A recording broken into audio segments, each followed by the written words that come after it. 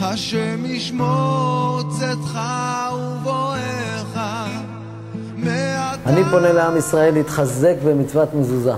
המזוזה שומרת ומגנה על כל יושבי הבית. כפי שדוד המלך אמר בתהילים, השם ישמור צאתך ובואך מעתה ועד עולם. לכן על כל יהודי ויהודי בארץ ובעולם לדאוג שבכל פתח מפתח הבית תהיה לו מזוזה כשרה, ולבדוק את המזוזות הקיימות שהן אכן כשרות ועומדות נכון, וכך אני עשיתי בביתי. ועל ידי כך תהיה שמירה על חיילינו וילדינו ועל כל עם ישראל, ועל ידי זה נזכה לקבל את משיח צדקנו בקרוב ממש.